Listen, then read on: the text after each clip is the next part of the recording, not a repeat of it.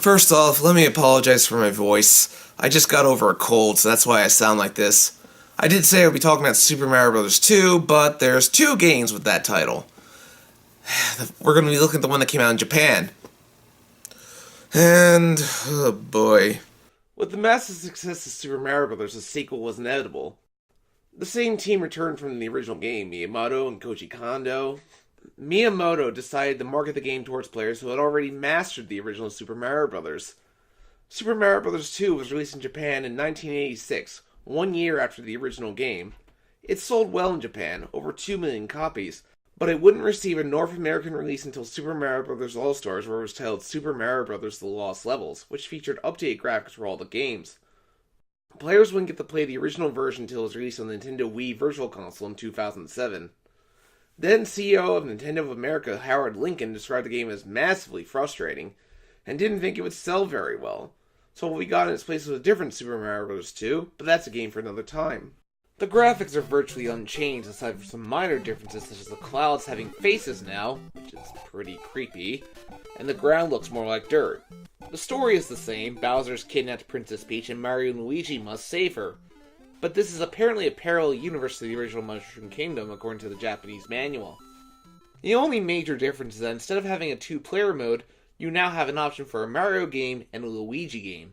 Mario plays exactly like he did in Super Mario Bros. 1, while Luigi has a higher jump but worse traction, which while a higher jump makes it easier to access certain segments, his traction makes it easier to fall into the many, many bottomless pits of the game. This is notably the first time Mario and Luigi have played differently from each other, something that later games would make a staple. This game's layout and structure is very similar to the original. The difference? This game is much, much harder! Miyamoto said this was meant for expert players, and he was not kidding. The first game didn't have very many bottomless pits, but in this game they're all over the place. There are no new enemies this time around, but there are variations on old enemies such as the red piranha plant, who come out much faster and more aggressive than green piranha plants. You can also now do higher jumps when jumping off an enemy, and you better learn this fast because there are parts where this is essential. How would you know you have to hit this block here to get a vine to proceed forward? Also returning from the first game are warp zones and... Wait a minute! It sends me back? Well, I might as well commit suicide. Returning from the first game are the usual power-ups, mushrooms and fire flowers. Though getting a fire flower is a very rare luxury. And then there's... poison mushrooms. It has the same effect as an enemy. If you get hit, you're dead. Man, it's a really odd feeling when you can't even trust a mushroom. One thing I will say is this game is very forgiving in terms of continues, which is a good thing. You'll start at the beginning of the world you died in if you get a game over, instead of going all the way back to the beginning of the game. Yeah, this time there's trampolines you have to bounce on, which you go real high, and you really, really have to have hope that you'll land on the right spot.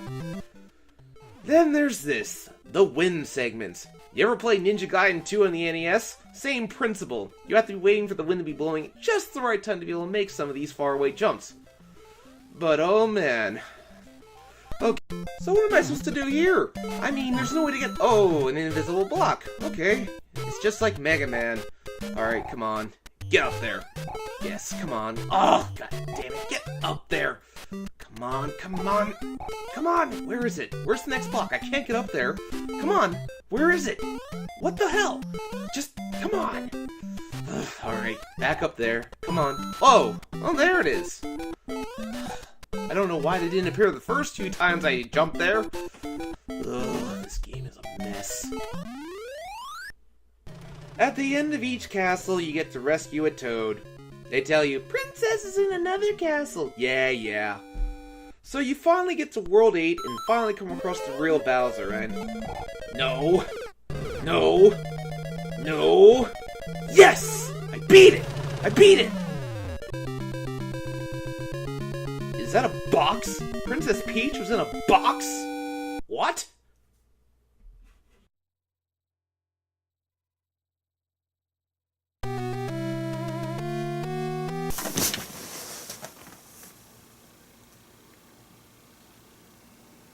Peach is paid, with Kingdom saved. Hurrah to Mario, our only hero. This ends your trip of a long friendship. Well, that's poetry. That's certainly an ending worth spending all that suffering for. Well, there are also worlds A through D, but I didn't get footage of that because it's simply impossible. This is the first Mario game that had that, extra worlds after you beat the main game. Overall, this game feels more like an expansion pack to the original than a true sequel. Nowadays, it would probably be sold as DLC. But we wouldn't get this game in America. We got a very different Super Mario Bros. 2. Join me next time, I'll be talking about that game. Thanks for watching, and take care.